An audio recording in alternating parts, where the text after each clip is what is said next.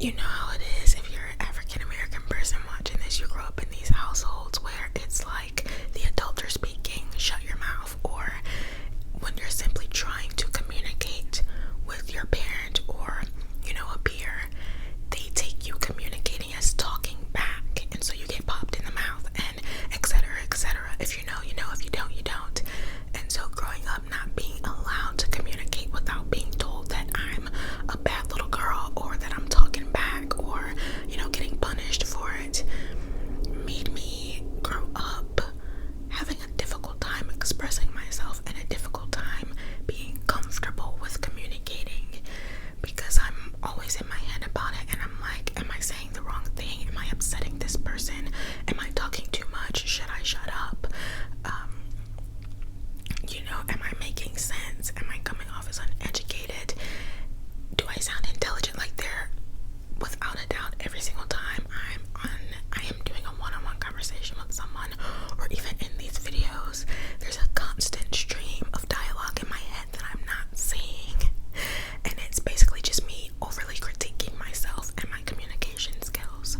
And so because of that, I can ramble on the same point forever and not really make it anywhere, because I'm so stuck in my head behind the scenes on, should I shut up? Should I move on? Should I, you know, like asking myself all these questions and not really focusing on the point that I'm trying to get across to whoever I'm talking to or whoever's listening on the video.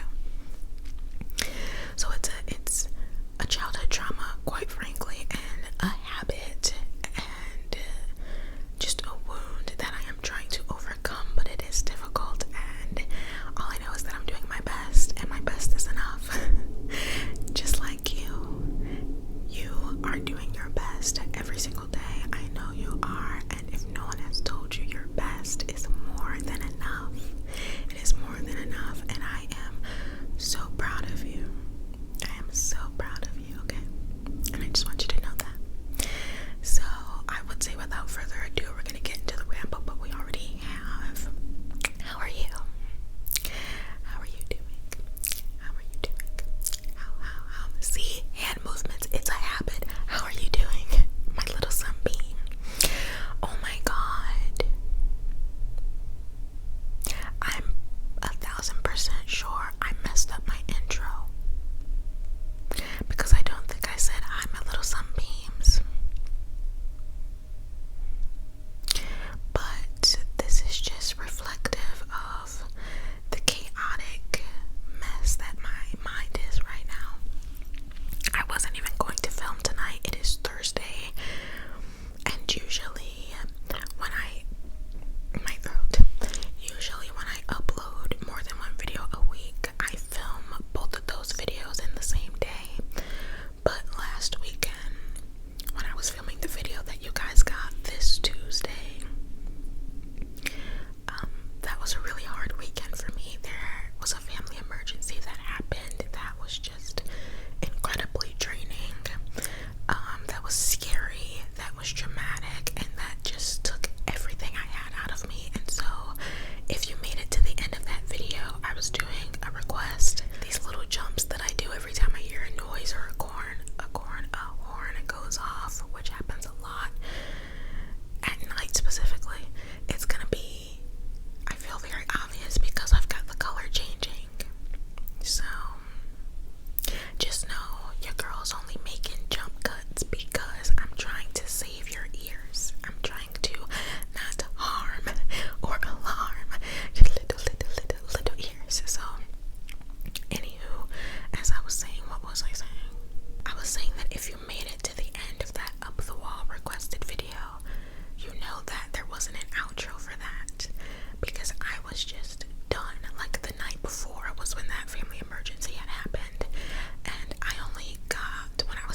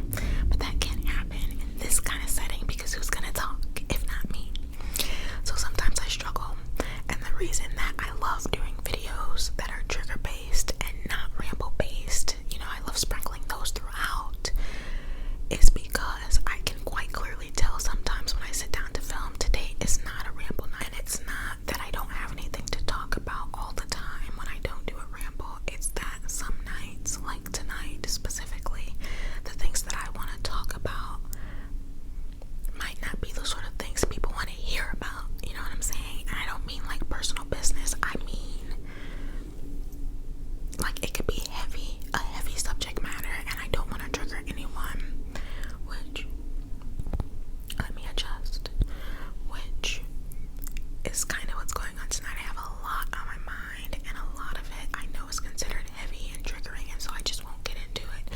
And then the other things that are floating around up here are things that I don't think are triggering, but I'm cautiously trying to decide if I want to talk about it, because I don't want to bore anyone, which, who knows, most of the people by now have left. According to YouTube's analytical breakdown thing, most people only stay for about 9 minutes in my videos. So I'm probably talking to myself, so I can say anything I want to say right now. So let's test it out. Okay, I think it's quieted down enough for me to start filming again. So one of the things that has really been at the forefront of my mind is parasocial relationships. I'll put it on the screen. And the reason it's been on the forefront of my mind is because I find that I'm the sort of person that enters into parasocial relationships, and I think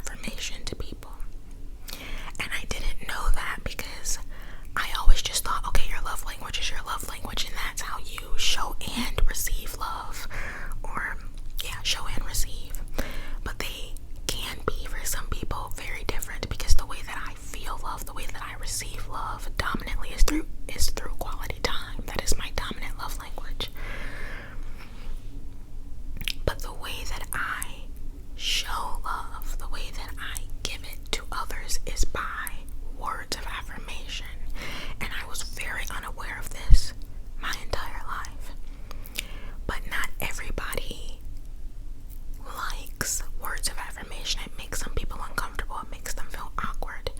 But I'm the sort of person where if you come to me and you're struggling with anything, or even if you're happy about something and you're telling me an accomplishment and stuff, I very much gas you the F up. I am that friend, 100%, all day, every day. I'm gassing you up 24/7. But it can come off a little too strong to people who don't appreciate words of affirmation, or even if they like words of affirmation, I'm finding that it can seem like to them that I'm like trying to kiss their ass or something, and that's not it. It's just genuinely how I operate and show up in the world. There's an airplane. And how I show others that I care about them, that I am here for them, that I love them. But I don't know if I need to rein that in and stop doing that, or if the people that I am coming into contact with lately are just not my people, because my people, right, the people that are meant to be in my life, me being who I just naturally am, will not come across negatively, will not scare them off, will not be too much, right? And so it's something that I'm grappling with and I'm kind of trying to come to terms with. But essentially in this other example I'm trying to give, I was just myself, being myself, and trying to gas this person up because they were having a really difficult time. And I think that it actually upset them instead of made them feel better. And so then when the tables were turned, I wasn't receiving what I needed to receive from this person to feel seen or heard or understood. I'm trying to be very careful about what I say, but so this seems kind of choppy, but I'm trying to be concise, but I'm trying to not overshare and put things in jeopardy or offend people or trigger people or and all that stuff. So, you know, I was there for that person when they needed me, and then I needed them and they weren't there. Basically, long story short, I can't say anymore. So it was like, this person is a desert and I am showering them. It's been long overdue that they get some sustenance, some water. It's been long overdue that they get what they need to thrive, to grow, and I'm showering them with all of that. And then when the time comes for me to be poured into and to be showered with support, instead I get fucking tumbleweeds and I get nothing. And it was very, very hurtful, because in my head, due to the parasocial relationship, I had this idea of that person and this idea of how I thought they were going to respond to me based on what I had seen of them online. And that's not their fault. Nothing that I'm saying, I'm just sharing my experiences and what's been on my mind, but nothing that I am saying puts these people that I'm talking about at fault at all. We form these attachments. We have an idea of this person based on what they're sharing, and we put them up on a pedestal. And what happens when you put people up on pedestals? You get hurt. You get let down. You are going to get let down every single time without fail. Because whether you know this person in person, like you've known them for years, you adore them and love them to bits, or whether they're an online persona, I hope I'm pronouncing that right, no one deserves to be up on a pedestal. Absolutely no one. Because nobody is perfect. Nobody is perfect. And when we place people on pedestals, we are unfairly, even though we don't necessarily mean to, but we are unfairly placing a lot of expectation on this person that it is impossible for them to live up to, because they don't even know that they need to live up to that and those expectations. And so every single time you're going to be hurt, every single time you're going to be let down. And so anyway, I've rambled on about this for I don't know how long. This is what's on my mind tonight, and I have to honor that. This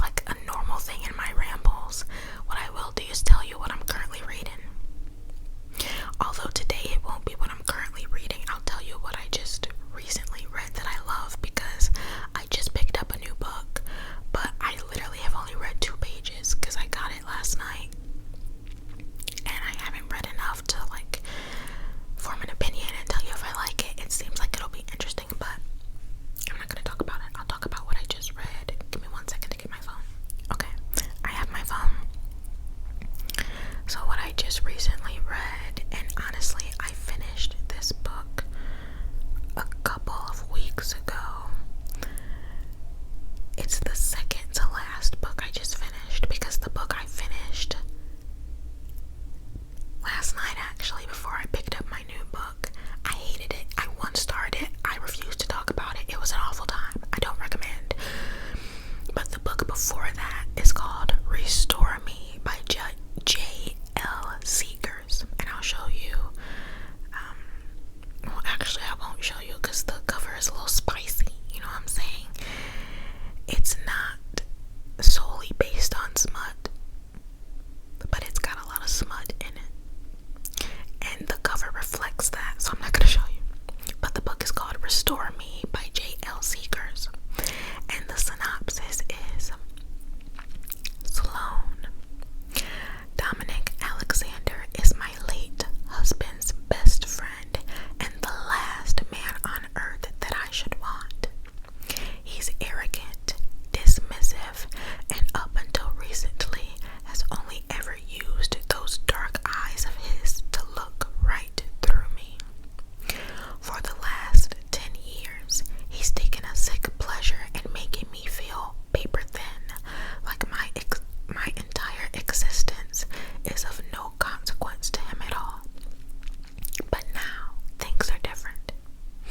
After one drunken night and a surprisingly sexy act of heroism, he started to be nice, treating me like something other than the physical embodiment of his annoyance, which would be nice if it didn't make me feel all the things I swore to never feel for another man after my husband died. And then it shifts perspective from Sloan to Dominic, and it says, Dominic, Sloan Kent is going to be my undoing. What's worse, I think I'm going to enjoy being unraveled by the gold flecks in her hazel eyes. I just got a notification. And the adorable little way she scrunches her nose up when we're arguing, which we've done a lot over the past decade. She thinks it's because I hate her, and I've always let her think that because the alternative is untenable. But something is changing between us, and I don't know how to stop myself from breaking every promise I've ever made to myself regarding my best friend's wife. Promises that include never telling her that there's a long list of things I feel about her, but hate is not one of them.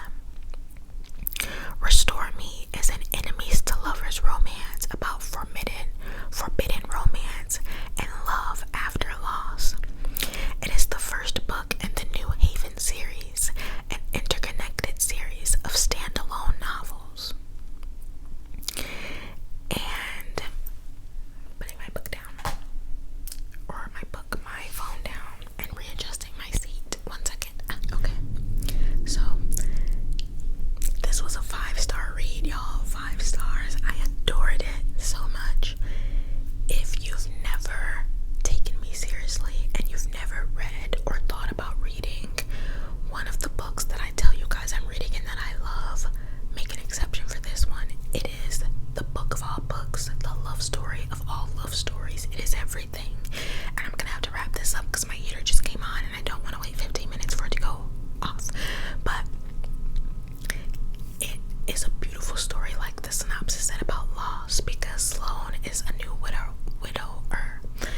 And what I love about this book is that even though it's a romance, they don't diminish her love and the connection and the relationship she had with her late husband. And they don't make it out, because sometimes in things like this, when it's, someone's had a loss and they move on, they start nitpicking and they're like, well, this actually, now that they're gone, I can see that this isn't the relationship I thought it was, and I was just caught up in the moment, but they really weren't good for me and it was toxic, blah blah. But with this, they don't do that. The author has a beautiful way of honoring what she had, but what she had does not overshadow the power of the love that Sloan is now